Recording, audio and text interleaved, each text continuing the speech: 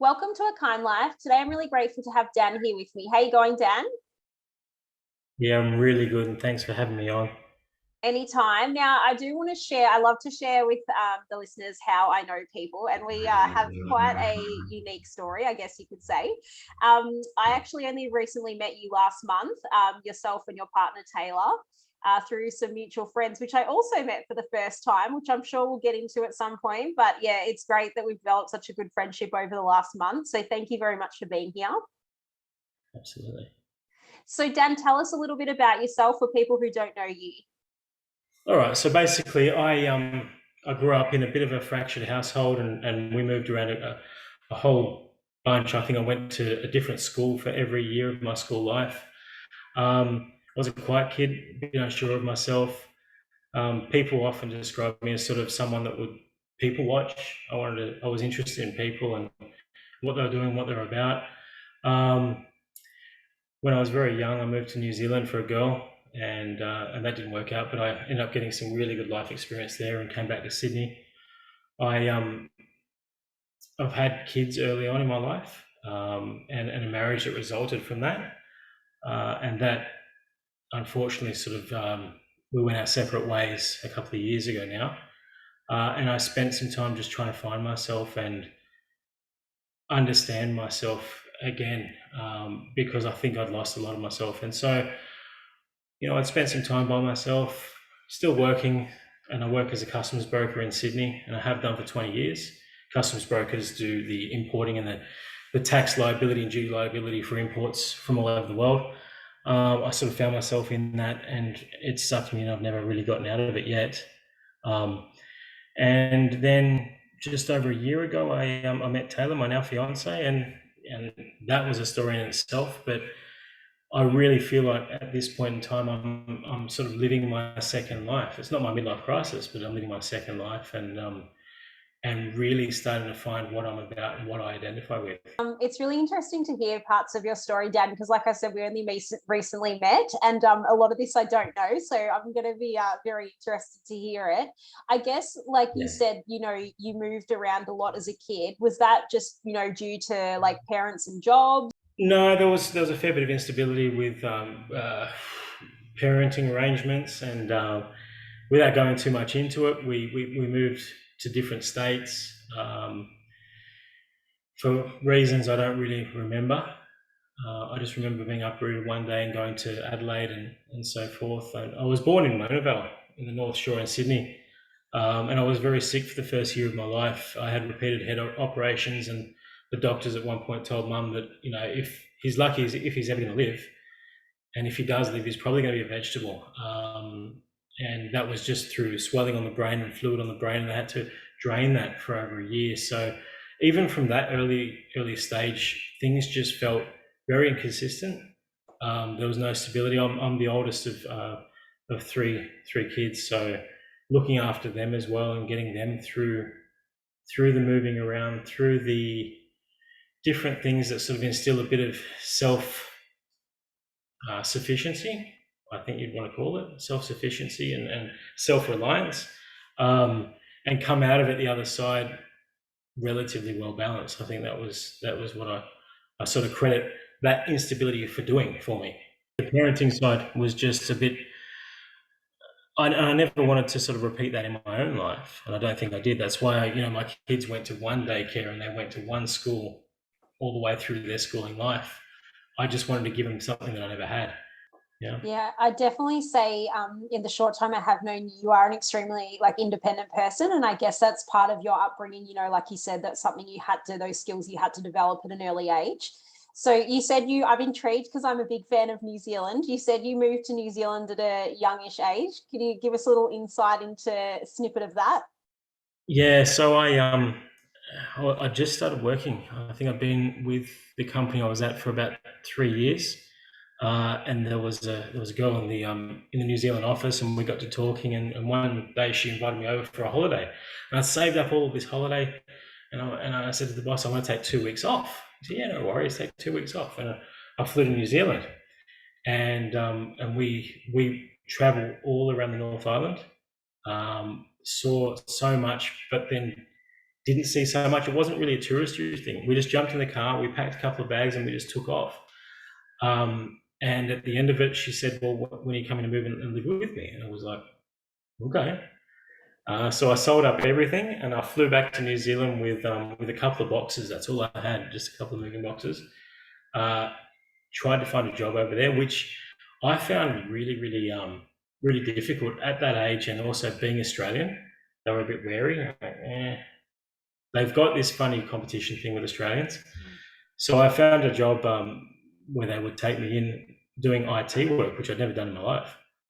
I just sort of, fake it till you make it, and ended up doing IT for a company over there, a fairly large company, doing the whole Asia Pacific region. And that was really good. And really the only reason I came back at that point was because the relationship sort of went its separate ways, and we're both very young. And so I ended up coming back to Sydney and trying to find my way back into what I knew best. And I started working with a guy, and we started our own little company up doing personal effects. So if you wanted to send a bag to the islands or wherever, you do it through us. And all that meant for us was that we lived on very little money, trying to run this business and kick it off. And I would drive around a lot in a truck with one huge Samoan guy and one huge Tongan guy, picking up things for all the Pacific Islanders. And we'd send it over there, and we try to make $1 doing that. But in the end, it wasn't sustainable for us. And I think through a few bad choices that the business partner that I had made, we had to go our separate ways there as well. So I think also those experiences in short succession taught me the value of, or reminding me why I was so self-reliant. It was hard to rely on people. Because when you just start feeling like things are working and things are going well for you, someone pulls the pin on the hand grenade and off you go. So I ended up in freight and then working for my now boss, and I've been there 20 years doing that. Yeah. And because I have a little insight into your story about how you went vegan, I guess, tell us, you said that's quite an interesting story about meeting your now fiancé Tayla. So share that with us, because that'll lead into your vegan journey. Yeah.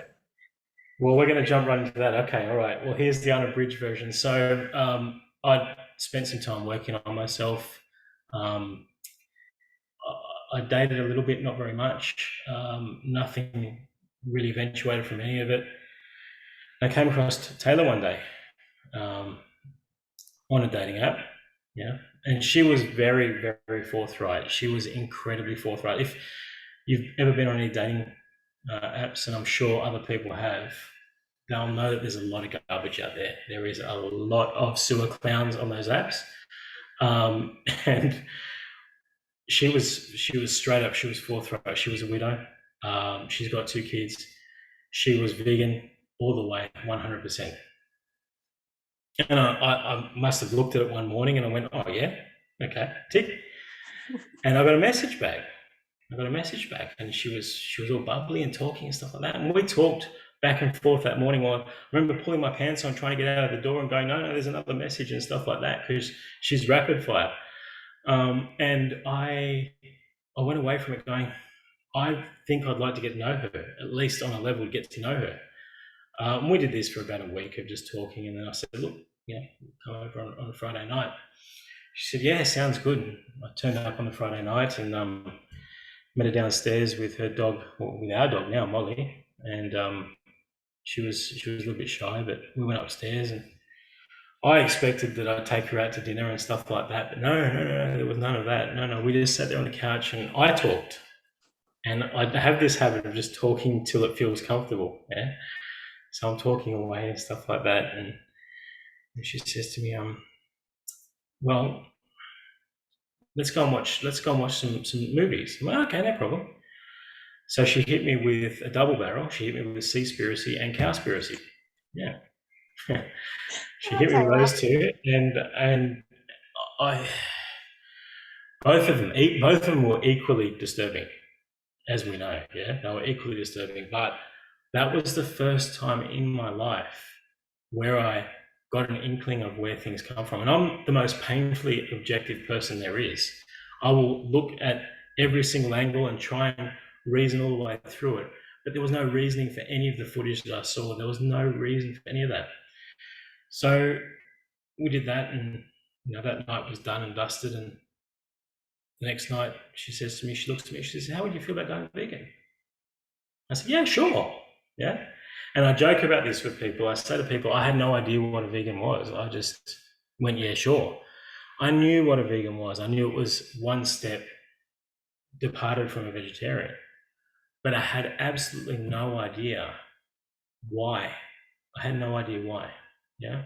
She said, that means you can't have eggs and milk anymore. And I went, yeah, I know that bit, but I didn't know why. And I think I spent probably about 3 months of that where I just went, yeah, I'm a vegan. And I'd wave around the office, yeah, I'm a vegan now. But I had no, apart from Seaspiracy and Cowspiracy, which were very, very disturbing footage, I hadn't quite got to the point where I identified with that part of it yet. It was more of a case of, well, I don't eat that stuff anymore. I'm doing my part. And of course, we decided, both of us, that this was going to be a thing. So, we met her kids and started living that way. And I remember her coming to my apartment at the time, and I was incredibly embarrassed because there was still some cow's milk in the fridge. Everything else was purified and vegan, but there was still some cow's milk there, and I think it was left over from when my kids had come over. And she got right to work and throwing everything out. But she patted me on the back and she said, "You know what? For the most part, there's a lot of things here that are vegan," which I thought was, it was nice. I'd been doing the right thing. But again, I was still lacking that connection in how we sort of, or what we believe in. So obviously she loves to hit me with the documentaries, so we did more of those. And I think seeing the footage is one thing. I think that's the first step for anyone who's curious about veganism and who wants to understand the whys. I think you've still got to see it in real life. I think you've got to identify with, rescued animals, where they came from and what their story was. Visuals, I know they're not for everybody, but I think that they do play an important part in making the connection between what you see on the shelves at Coles and Woolworths, how it gets to your plate when you go out to restaurants and you feel flash with cash and you order that lobster, how it sort of ends up on your plate. And I think I spent the first 3 months living the vegan way, but always in the back of my mind, if I was out somewhere on the road and I was really, really, really hungry, I always default back to, maybe I'll just sneak into the servo and just grab a cheeky sandwich or something like that. And I had to stop myself. And I stopped myself primarily because, no, I wanted to show Tayla that I can do this and I will do this. But I needed to be able to do that for my own reasons as well. So that's how I started my vegan journey just over a year ago. But in the last probably 6 months is where it's really ramped up, where I've been able to stand up in the office when they're having a joke and they're having a laugh, or when my 20 years at work came up and the boss thought it'd be funny to say, well, let's go to a steakhouse. And I said, no, it's not going to happen. This is the reason why. Or even just having conversations with people when they say, well, how do you find veganism? Is it good for your health? I said, yeah, it's fantastic for my health. I reckon I've lost about 10 kilos, but it's not about that. It's not about that for me. I mean,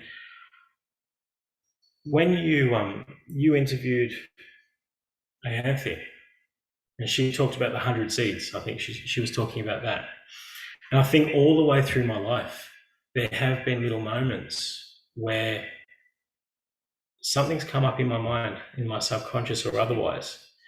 I think the big standout for me was my son. He put on A Dog's Purpose, which was a movie. Basically, what the movie is about a dog being born, ending up with a family, going through the family life, and then passing away, and then being reincarnated to the next dog, which starts over and over again. That sounds incredibly, abridged and a huge summary of what the movie is about. I fell apart. The first time in my life, I actually fell apart at that movie. It took me about 3 reincarnations of that dog for me to be on the back step of my house with my family back then, falling apart. And they looked at me with curiosity and amusement, and just, they had no emotion about it. To them, it was just sort of a fun movie. But to me, it was it was loss and loss and loss, and this innocent animal, time and time again, going over. I felt uncomfortable with the fact of how much emotion I displayed. I felt uncomfortable with how much crying I did, and how I couldn't stop crying. It was just repressed years and years of emotion. After that, when I was on my own at the house, my family had moved away. I had a dog called Tara, German Shepherd, and she'd been with me for about 8 years. She got repeated ear infections and stuff like that. The vet always said to me, they said, one day she's going to get an ear infection. That's the big one. It's the one that we might not be able to treat. And sure enough, she did. So I picked her up from my antibiotics, and she wouldn't get off the floor, and I carried her to the car. And when I got her to the vet looked at me and just shook their head and just said, she's far worse than she was. And I couldn't see it. No, that's my girl. She's fine. Give her some more antibiotics and she'll be all right. And they took me inside, and we sat on the floor, and I put her head on my lap. And the vet said to me, look, we could explore this, we could look at this, but I feel at this point it's all going to be academic. All we're going to do is find out that she has something wrong, which is clear that she does. But at the end of it, she's lost so much quality of life that it is kinder to her to let her go. And that was the first time in my life, as I think I was about 39, 40 at the time, that I experienced that decision, that responsibility for her, but also that decision. And so I agreed. I said, look, okay, all right, let's do this. And they brought out the big needle with the green injection in it and stuff like that, and they put it into a vein, like no mucking around, no chance for me to sort of second guess it and go, oh. She was still in my lap, and she fought that injection all of the way through the process, and it was the most heartbreaking thing I think I've ever sort of been through. And these 100 seeds, so that was just another one for me. Just that feeling I can't escape, that compassion for animals. All she wanted to do was please me. She didn't have to. She just had to be, and all she wanted to do was please me. And she passed away. And so I guess at the point where Tayla said to me, "How would you feel about going vegan?" I was open to the idea. I think I just had to make that connection between, how that meat ends up on our plates, how it really does, and all the grit behind it all of the stuff, all of the crap that we're told. Push that aside and just understand that was an animal that was bred into existence for the sole purpose of being murdered and put on a plate. And that's no life for an animal at all. It's no life for anybody. I mean, 90s babies will think about the movie Matrix, where they're all hooked into these things and just drained of whatever it was and stuff like that, and never living a real life. It ain't far from what animals feel every single day of their lives, that they're here to end up on a plate. So that's a pretty good summary of why I became vegan, and why I'll always be vegan. First of all, I want to acknowledge kudos to Tayla. What an impressive! I didn't know that she got you to watch it on the first day. I had a little insight into that story, but that I would definitely like to say well done, Tayla. Yeah, that was a romantic date. That one, that was full on. And I guess, there's been so much of your journey that, I would say has almost been fast tracked, like to go for within 1 year to not only go vegan and, as you were saying, sort of have some pretty full on conversations with colleagues, and I'm imagining potentially family members and friends, to then also more recently, getting into activism. I guess, firstly, tell us, how did some of those conversations go, when you were transitioning, whether it be with friends, family, or in your workplace? How did you find that? Oh, it was rough. I think because they'd known me for so long, a lot of them had known me, well, my boss had known me the longest, and then his son, and it cascaded down from there. They'd always known me to be a certain type of guy. Always the person that was, straight in the whiskey bar with them, or straight down to the steakhouse with them, or wherever it was. And I'll admit, as ashamed as I am, I mean, I was the guy that was known for the barbecues at Christmas time and stuff like that. I was that guy.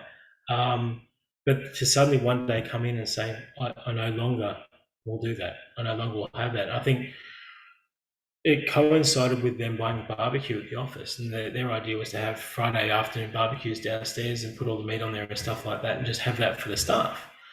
And they bought the barbecue, and no one else could put the thing together. And I found myself in this position where I had to put it together for them. Oh no, like now, where I am now, I would have said, no, you guys do it. Yeah. I'd be that difficult. But back then I was like, okay. And I start, wrenching on the spanners and stuff like that. And I start putting this barbecue together. But I'm thinking the whole time, like, I can be quiet and I can just shut up and cop it. There'd be comments from the back of the office when they'd have lunch, like, I wonder what this one's name was, and can you taste the innocence and stuff like that. And I realised I was not doing anyone any sort of justice by just keeping quiet. I don't like confrontation. I don't like confrontation in a captured environment where you've got to work with these people. They've got to understand too why I'm doing it. Because if I keep quiet, they don't understand why I'm doing it. They could think it's for a multitude of reasons, but very few of them think of the animals. So I did start talking to them about it. And I think my boss was the first one I had a good conversation with. He, at the time, which I find a bit ironic, was at the barbecue, and he said, yeah, I can see the point behind veganism. I can see it as he loaded his plate with more meat. And we sort of left it at that. And he'd, every time we'd sort of run into each other at the kitchen or something, where he'd say, oh, you're looking good, how's the vegan diet going? And vegan diet, yeah. And I said, the vegan diet is really good, yeah. But how's your diet going? He'd go on and carry on and tell me all these stories, and I find it funny that they call it fasting for Easter or Lent, where they wouldn't eat meat over Lent. They wouldn't explain to me why. They just wouldn't do it. And as the conversations got a bit more in depth, I remember my boss telling me, he said, I think it's a bit extreme. And I just immediately went, do you think it's extreme that they grind up live male chicks in a grinder, essentially a blender, because they're useless and superfluous to the egg industry? What about the cows that come, the calves that come out of the mother? Like, do you think the cows just make milk? And I had one person at work tell me that, yeah, in that country they do. They just make milk. I said, no, they don't. They're a mammal. They lactate according to being, just the same as you would. And she's like, no, they don't. And just starting that far behind the eight ball when having a conversation with someone, it frustrates me, because I do have this level of expectance on them that they'll at least understand where I'm coming from. Biologically, it's a mammal. It lactates when it's pregnant and when it's given birth. Where does that baby go? That's your veal. What's veal? Veal is what you eat when you eat veal schnitzel and stuff like that. It's a baby calf. And I felt like I was just talking to brick walls, I think, at the end of it. I think they understand a little bit more now, but then I'll still get the insulting, oh, this is vegan halal, it's been killed towards this and that and the other thing, and just complete and utter ignorance for it. So I go from shutting my mouth, because the less of a reaction they get from me, the less they keep going on about it, to actually standing. When there's something I can interject with properly, when they feel a bit receptive, I will do it. And I think that goes against everything that I've ever felt comfortable doing, is actually just standing up and saying, you know what, no. And so you more recently have gotten involved in activism. So tell us, I suppose, what's inspired you to get involved, and what have you been involved in? Can I blame Tayla again for that? Yeah, why not? She's not here to defend herself. So I mean, pretty much our whole relationship's been through COVID and through isolation and through not seeing people and not doing stuff. But she always said that she would want to do activism one day. And we talked about it, and I always sort of went, oh yeah, that's just like getting out there and waving signs around and yelling and screaming and carrying on. Our first opportunity, she did a cube, and she came back from it really, really empowered. I saw the photos and stuff like that, and I was looking after the kids at the time, so I didn't end up going. She said, you really got to go out there. You've really got to do this. Someone with your brain would do really, really well there. I said, yeah, but like, I'm thinking, oh, that's just so much pressure. So anyway, the long weekend just passed, and my activism journey has been very, very recent. So the weekend that just passed, we triple did the activism. So we did the fish markets on the Friday, and the fish markets was very, very placid, very easy. We just stood on the verge on the curb, and there were signs that we could hold, and we'd just get abuse yelled at us from people walking out of the fish markets. Okay, no problem, I can deal with that. There was a nose to tail accident right at the front, so that stopped all the traffic. It gave us a captured audience an opportunity to, wave the signs around, and then we packed up and we went home. Yeah. But Taylor and I said, no, we're not going home. We're going to Parramatta. Yeah. And there was another pop-up activism thing from, I think it was AJP, I think it was, or the young AJP. So they come in with their call flute signs, and we've set them all up, and we've stood in the middle of this square, and we've just started walking around with the signs and just talking to anyone who looked like they might be half a chance of even listening or being responsive. You get the second looks, and you offer them a pamphlet and talk to them about it. It was rough. That was not what I expected at all. It was very, very rough. We had abuse yelled at us. We had just people. I had my time wasted by one lovely elderly lady that just wanted me to read her text messages just to see if she was being hacked by aliens. One guy, he was introduced to me by one of the other activists there, and he's giving me a fist bump, and he said, I've been vegan for 1 month. And I said, yes, about time. I've got someone who's very recently vegan, and I can talk to them through their journey. And the conversation starts progressing, and then I feel like it's being flipped on me. And he starts introducing religion into it. And I said, well, yeah, there's a certain element of faith and spirituality that you really have to have. And compassion that you have to have for other beings and stuff like that. And I guess you could tie that into religion. And he's being more pressing with it, and he starts dropping the Jesus name, and I'm thinking, oh, here we go. And then he, just as I'm about to sort of whip out the flyer and start citing things off the flyer, he's given me one for his church, and he wants my contact details. And I'm like, oh man, look, I'm on my own journey right now. I really appreciate what you're doing and stuff like that, but wow, did we just have that conversation? Tayla got yelled at by a farmer that just walked past and said, no, it's all bullshit and they're all lies. And we sort of went away with that feeling like we'd done something, but weren't really sure. So the next day was the lingerie protest. Tayla was going to get her gear off, and I was going to stand there as security and also as entertainment for the kids. And she said, no, you can't let anyone on the steps. You can't let anyone on the steps.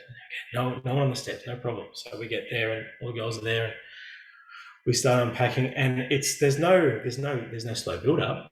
Everyone gets their kit off. Everyone stands on the steps, and then the shit begins to fly. You just wait for it, and you see people starting to amass at the bottom of the steps. And I get Taylor making the eyes like, go, get down there.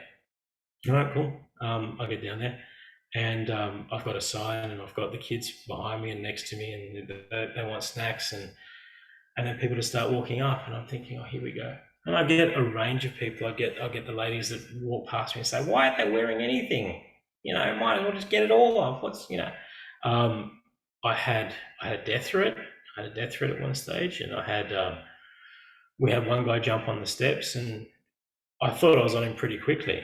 But then I had to sort of remember there's cameras all around. We're representing a group of people, and so I had to remember, okay, no actual physical contact, and just calm words and coax him off the steps and try and get him in a conversation. I had some genius that figured his idea of entertainment was to go to KFC and buy a bag of 20-pack of nuggets and just video himself taking those nuggets and ramming into his mouth as he was parading himself around the front of the girls. Again, a rough experience, but I have so much more appreciation now for what the celebrity, and I say that, celebrity vegans, Joey Carbstrong and the like, do. The fact that they can just rattle off counter arguments, but actually have good conversations, because I get there and I get a genuine, what are the girls doing? Okay, you can't see that, you can't make the connection. All right, where do I start? At what level do I start with you?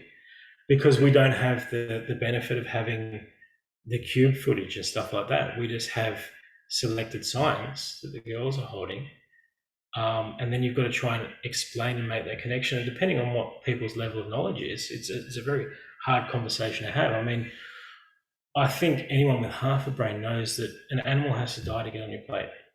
They know that. They seem to sort of conflate that with things like, well, yeah, if we didn't eat them, they'd overrun the planet. No. We breed them. We breed them solely so that you can eat. If you didn't eat them, we wouldn't breed them.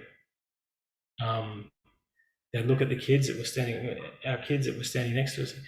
You're harming them. They're poor brains, this and that. And I said, no. And Lila, she's the biggest little vegan you'll ever meet, as you know. She's so vocal about it. And I said, look, they're not being harmed. And I'd flick to the middle of the pamphlet, which had show all the alternatives and the sources for iron and protein and stuff like that. And I said, look, that's how they get it. That's how they get it, and just looks at disbelief, just absolute disbelief. And I feel when I'm talking to people, like I sort of see their body language and I see, okay, how are they going to react to the word vegan? How are they going to react to this and that, the other thing? At what level do they want to listen? I think the most positive conversation I had was with an elderly couple whose daughters were vegan, and they'd heard about it all, but they weren't keen on going vegan. So you sort of get to the point where you've got someone who's got a sympathetic ear, they still won't do it. They still won't get there. And I mean, I look at the frustration of it all, and I think about where I should lie in the activism journey. Should I be the one standing there and holding the signs? Should I be the one on social media? And again, with social media, is it a captive audience, or is it someone that we all choose to follow each other? And most of my followers are either vegan or there because they knew of Tayla's past and her grief with losing her fiancé and stuff like that. But who am I reaching out to? Making the profile public and getting my message out there. Is it getting out there? Am I sending the right message? And there's a lot of second guessing that goes on. So it is very early days in what and how I want to approach things. And I think that I look towards the government. I also look towards things like trying to figure out a way of repurposing staff that work on meat processing plants and stuff like that, and re-employing them in other areas and getting involved with those sorts of people. Where am I most comfortable? I think at the moment I like the excitement of activism. I like the excitement of outreaching. I do like that. I just don't want to, focus completely on that. I'd like to do other things as well with my time and just at least get the message out there that, guys, no matter what you feel about animals, you've got to understand that they're a living creature that we're breeding to kill, to put on a plate, and we don't need to. We don't. And aside from that, it is killing the environment.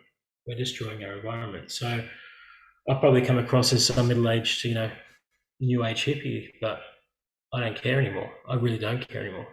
I'll do it. I'll do this forever. Yeah. And I think that's something that's really great about your journey is that, like you said, it's quite especially your activism journey is quite young and early for you. And, it's great that you've recognized that, there's not one form of activism potentially that's right for you. You want to try it and see what, you're happy doing, but also where you think you can make the biggest impact, which is, a really fantastic idea. Yeah, I think that, when it comes down to it, the more that we can do, because we've got comparatively, I think the population is 1% vegan in the whole world. There is a smaller group of us, but we can do. I see Tayla even get defeated, and people in her family ask us, "Do you think you can make a difference?" And I say to them, "Look, maybe not on my own, I can't. But if I don't try, and if I'm not part of a bigger group of people, then what's the point?" Yeah. And they look at it and they go, "Yeah, but you're never really going to change anything." No, we might not, but I guarantee you we're going to try. We look at feminism. We look at that movement in the 60s and 70s. That wasn't the whole population calling for that. We look at the abolition of slavery. I mean, for the longest time, black people were considered a commodity until they weren't. So maybe not in my lifetime, but I hope in our kids' lifetime, we're going to get to the point where we do affect a change. And I think it's got to happen as you know, sooner rather than later, I think that we don't have as much time as we think we do. I look at the Western world and the fact that we seem to have more money than we've ever had. The cost of living is going up, but we're still managing to put meat on our plate 7 days a week. Our ancestors never did that. And I mean, that's another thing too. Our ancestors did this and that. The other thing, we should be doing the same thing. No, our ancestors threw their people into volcanoes as offerings to the gods. They did all sorts of crazy stuff. We don't need to do that. We're far more developed than we were, and we can recognise that there are better ways of doing things. That farming practices these days, I mean, it's mind blowing. The more I start to go into it, it's mind blowing how inefficient it is. It's like I've looked at studies that were commissioned by the government on the egg industry in our local area. It is inefficient, and they recognise that now, and they've cited reasons why, and they've suggested things that they can do. The milk industries, I think they're committing the milk co-op is considering another 5 cents per litre to farmers because of the hardships that they're going through. Why do we keep propping up an industry that's unsustainable when we've got so many viable alternatives? That's what I'd like to start explaining to people. We do have viable alternatives. I didn't even think I'd be drinking oat milk. Now I couldn't imagine anything else. I really couldn't. Yeah. And I guess as part of your journey, you mentioned that initially I guess this happened for you during COVID and you felt a little isolated until COVID eased and, you're out with other vegans. So I know that you, as part of this journey, you've made some great friendships. So tell us a little bit about that. Yeah, so we've got a couple of mutual friends now, Cara and Bowen. We met them, Tayla selectively met them. We had a mutual friend that was organising a charity lunch in a park, and she was raising money for to actually help homeless dogs in Nepal. So she'd organised to have them rescued, neutered, and stuff like that, so they wouldn't, repopulate the areas. And she was doing amazing work, but she is also an amazing cook, Marina. And she held the first vegan barbecue in our area, and Tayla said, we're going. I said, yeah, that sounds amazing. I'm down for anything. There's nothing I'm not going to be a part of. I said, yeah, no problem. And she's gone through the going list on Facebook, and she's looked and she said, that one, I'm going to make that one my friend. I went, okay, you do you. So we get to the barbecue, and it's sort of a little bit detached, like everyone's a little bit standoffish, and people have found their little niches and groups and stuff like that they're singing with, and the kids are going crazy. So we've taken the kids to the playground equipment, and Tayla sort of got herself closer on the little mat on the ground, and she's in that circle. But I don't really think that we spent much time talking to Cara or Bowen at that point. Tayla said, no, they're going to be our friends. They're going to be our friends. You're going to be Bowen's friend, and we're going to have vegan friends. For once in our life, we're going to have vegan friends. Well, all right, then, we're going to do that. So Tayla, as persistent as she always is, she reached out to Cara, and just like that, I mean, Cara's, as you know, is the most welcoming, amazing person that just open arms. Yep, no problem. You're a friend now. I'm a friend. Yep, good, done, sorted. There was no more mucking around. And we went to their place, and I think that Cara and Tayla did some activism when I had the kids one day, and then shortly thereafter we met you. And I thought, again, because of the way Cara is, as amicable as she is with everybody, that you'd been a long-time friend. And it just felt comfortable, didn't it? It just felt like we were just all sort of family there. And ever since then, they've just been like glue. We've been camping with them. We'd let them babysit the kids. And that's a huge thing. Yeah, there you go. Have the kids. I swear you'll give them back pretty soon, but have them. They're just amazing people, and those people, and also at any time that we've sort of been in an activism event, Aanthe, the march that we did, anyone that we'd sort of known of in the circle, we can go and approach. And they've all been great. We sat at the pub in the afternoon after the march with some people that I'd never met before. And now I do consider them at least friends. And I think that the shared level of empathy and compassion that we have propagates that friendship. It does really, it gives us something a little more than just, groups of people that hang together because of a commonality like motorcycling or whatever it is.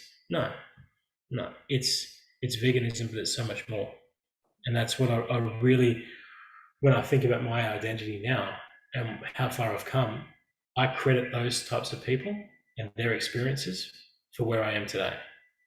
Because when I go and meet those people, when I share experiences with them, they've got a friendly, open ear for us.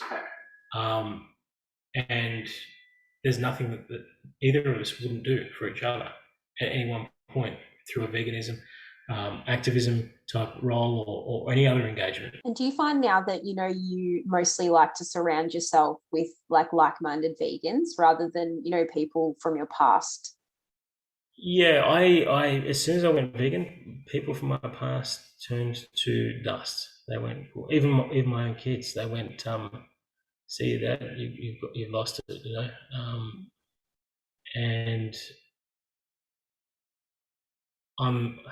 in some ways I'm regretful I never got the opportunity to at least have that discussion with them before they made their judgment on it. Just have the discussion as to the why and wherefore. But even at that point in time, I'm not sure that I knew the why and the wherefore. I had to learn that myself. I couldn't just say, well, Tayla asked me, would I consider going vegan? That doesn't wash. But then I had to learn it for myself, and it's a bit of regret that they're not here for it now. But I don't want to say I've replaced them. I can't replace my own kids. I just hope that one day they'll realise, one day they might even listen to this podcast, and one day they'll realise that there's more to it than just, I've met someone, we're going vegan. Well, she was already vegan, but we're going vegan, and that's it for Dad. It's not the case. I just hope that, and this is probably for the people that have stuck around through choice or otherwise, like the people at work and stuff like that. I just hope they get to the stage where I can at least explain to them a little bit more one-on-one, without the camaraderie that they've got because they're meat eaters. Just one-on-one, just explaining that I do this because of these reasons, and I just wish that you'd be a little bit more open-minded and make that connection where that product comes from. Where does that dinner come from?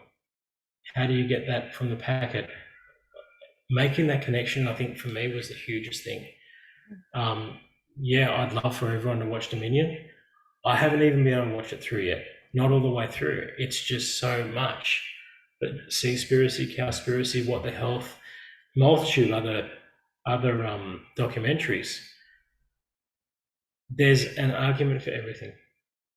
Whether people do it for the animals or do it for their health or do it for the environment or do it for all three. There's an argument for everything. And I think the people that I've surrounded myself with now, they're the stayers. And I feel much more comfortable for it. I feel much more seen because of it. Even though I still feel like I've got imposter syndrome sometimes, where I just, do I know enough about that subject? Probably not, but I'm happy to learn and listen. Yeah. And I know, you did mention a little bit about specifically in your workplace, but I guess generally I'd like to know from, like a male perspective, I guess there's a lot of stigma around, guys being vegan. And I'm guessing potentially you experience that firsthand at potentially the lingerie protest or another event. Oh, yeah. Yeah. I guess, how do you deal with that? Because it's just ridiculous. Well, look, veganism challenges masculinity. I don't say that because it doesn't challenge my masculinity or what I feel it is to be a man, as redundant as that sounds these days. But it does challenge the uninitiated in their perception of masculinity.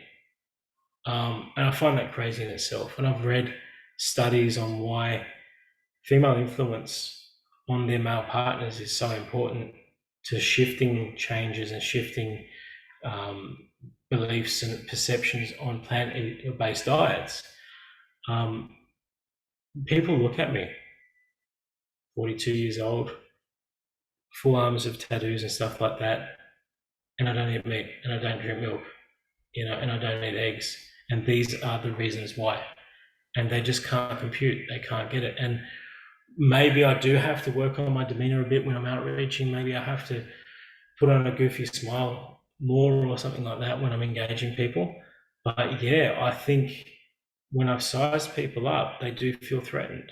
They do feel like either I'm coming to take their choice away, which is a huge thing. I mean, in Western cultures, choice is everything, isn't it, really? The ability to choose, democratic society and stuff like that. I think that they do feel challenged, and then they can't understand this persona and why I'm talking about something. I haven't had a good in-depth conversation with someone yet that's resulted in a commonality, any sort of common ground. I've said my piece.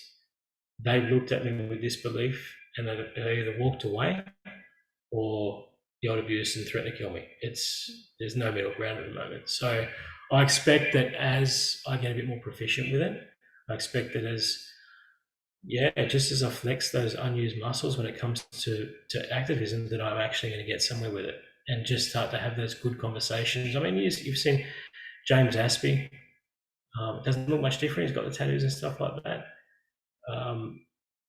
I tell you, if Joey Carbstrong was coming at me with those big eyes and getting ready to climb into me about eating animals, I'd be shitting my pants. But he doesn't have those conversations until he has to either. He doesn't get to that level until he has to. And even then, he's only very direct in what he's saying. None of us are out there to insult anyone or take away anything. We're just asking that people at least consider just a little bit further.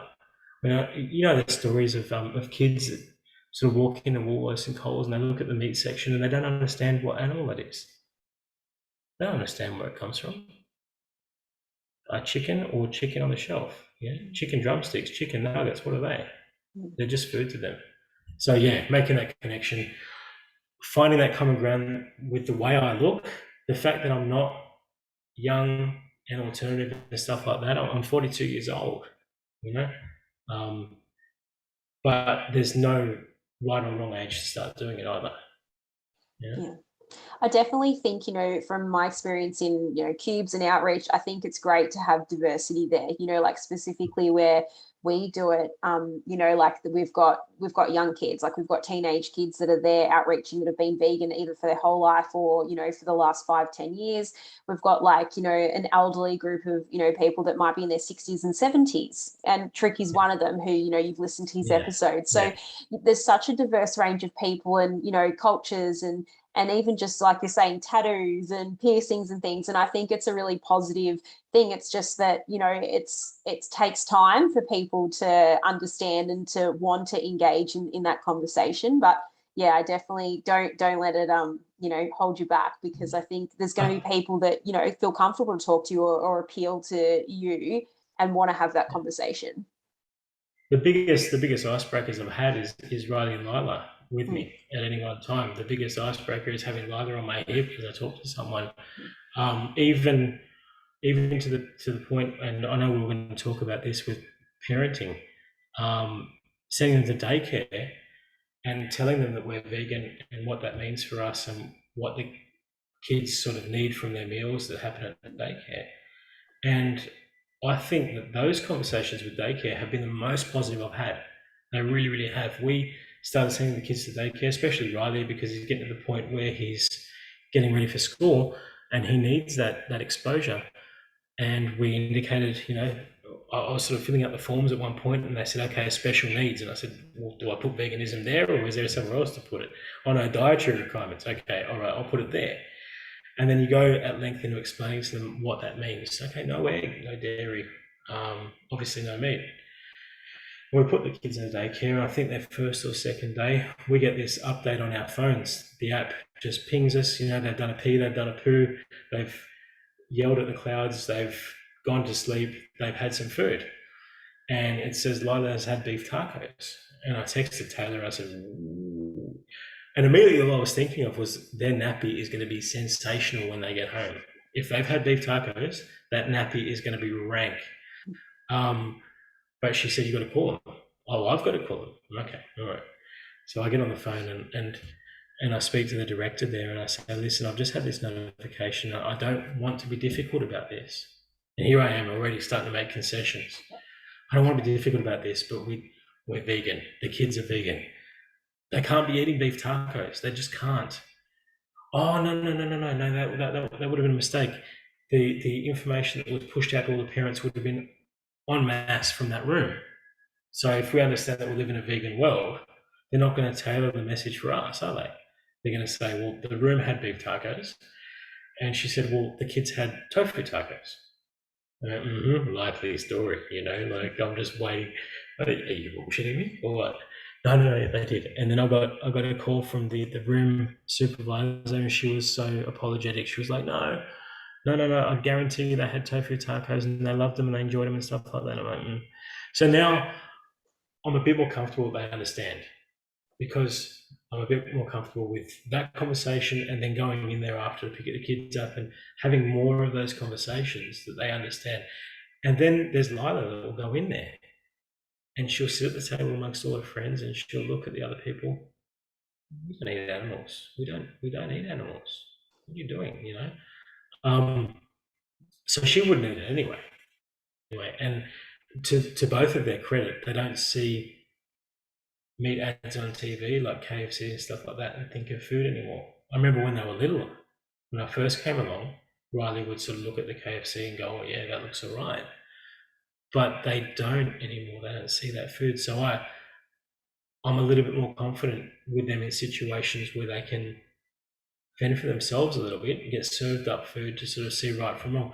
The only time I can't is Easter came along. Easter daycare came along and they got the vegan eggs. Beautiful, no problem. Yeah. Oh, thank you so much for doing that. I really appreciate it. Again, concessions.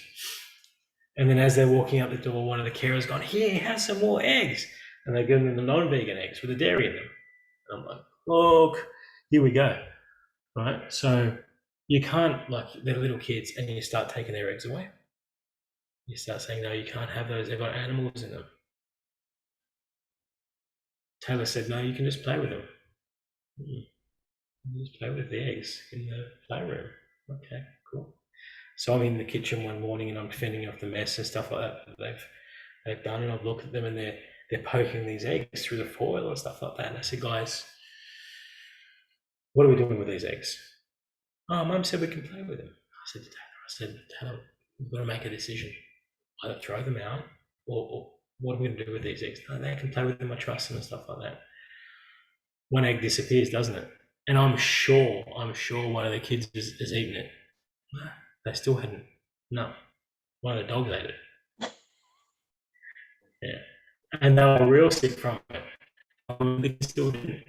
They still didn't eat it. I mean, Riley started coming over to my apartment when we first met and stuff like that, and I took him down to Coles for the first time, and he saw all of these walls of food, aisles of food, and every time I explained, no, I'm sorry, that's got animals in it, he understood. He got it. It wasn't a fight. There wasn't any sort of argy-bargy about it. He just said, no, okay, I understand, and we'd go and find something without animals in it. And it's not a hard distinction to make. If they can make it, adults can make it. I love for people who don't have the joy of knowing them, they're gorgeous. Like I love that that I've heard stories of them at daycare and things telling their friends, like exactly what you said, no, you're eating animals, you're mean, or like they so understand why they're doing what they're doing that anyone else is, they're very quick to stand up for themselves and for the animals, which is fantastic. Yeah, and they're not just rabbiting off something that we've, or parroting off something that we've told them. They're making that connection now, and it's such. I mean, they were vegan before I was, but I'm so proud of them. I'm so proud of, and they've taught me a lot as well. Like they just don't. They don't see the world the way adults do. They don't see it that way. No, we're happy with the food that we've got. We're happy with what we get, and if there's something that's got animals in it, we don't want it. Simple. Yeah. Yeah. Thinking that there's going to be a future conversation with Tayla about her vegan journey and potentially the kids as well. And then I'm even thinking maybe at some point there might be a combo episode between the two of you where you can, where you can discuss a bit more about, parenting and I'm guessing a little bit further along your activism journey. But before we finish up, Dan, is there anything that we might have missed? Like there's so much to your story, but look, there is so many. I mean, you know me already, and I'm probably sure that the listeners now know I can waffle on as much as I want to. Look, for the vegans that are listening to this, you do matter. You do make a positive effect. Doesn't matter how many negative effects you'll come across, you are making positive change, and you're making it because you're part of something. For the non-vegans out there that have somehow happened across this podcast, and I commend you for it, just internalize for a second and just have a little bit of, just open your mind up as to where things are coming from. Where are we getting what we get? Where are we sourcing our products, and who's benefiting from it? Because I guarantee the meat industries are doing this for a profit. The brutal mechanized violence and the efficiency in which that they dispatch these animals. And I'm sorry, you know that animals are dying to get on your plate.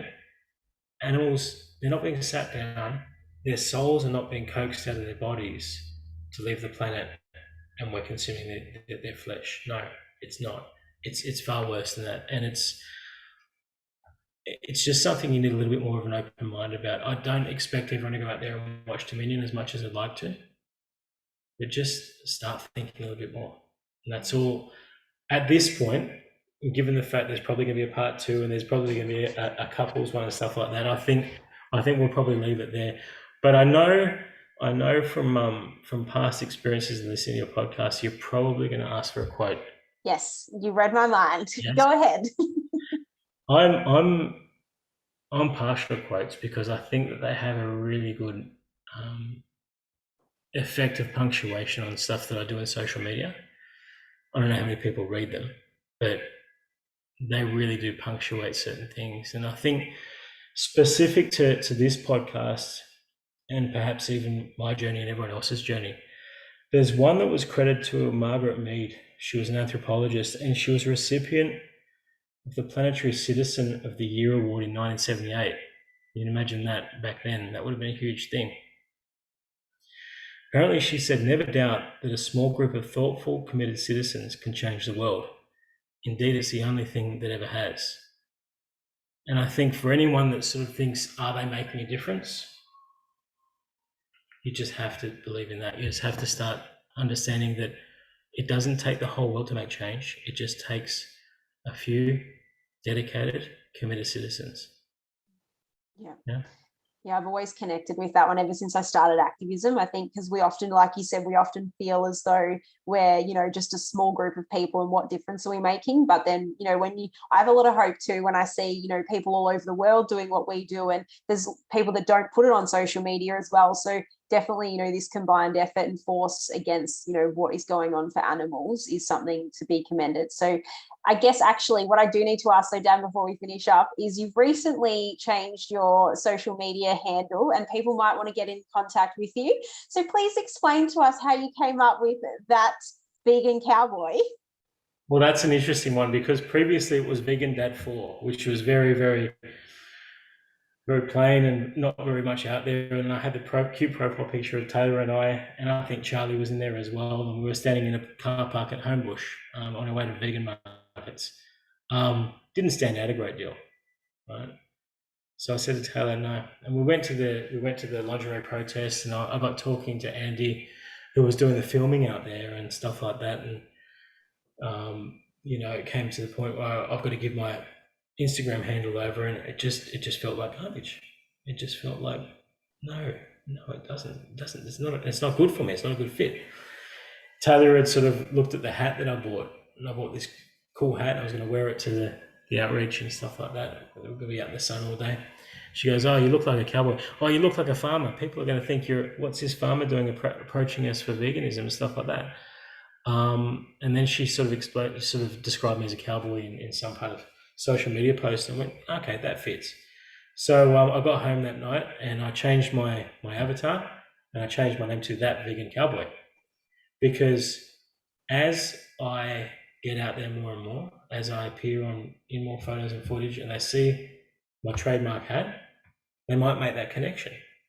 And it's probably not so much about how many followers I can get from that, because I'm not going to get a huge amount of followers.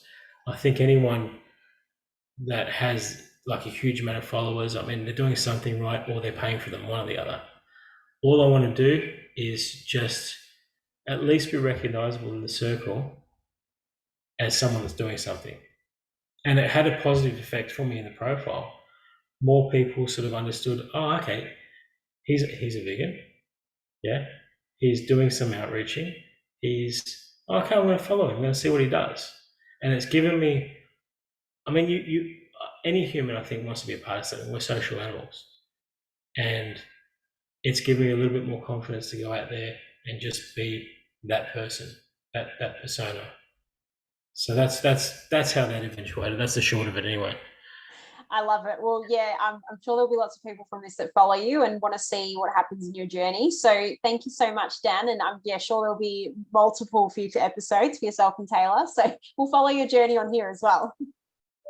Oh, you're most welcome. It was a real pleasure to be here. Thanks, Alicia. Thank you.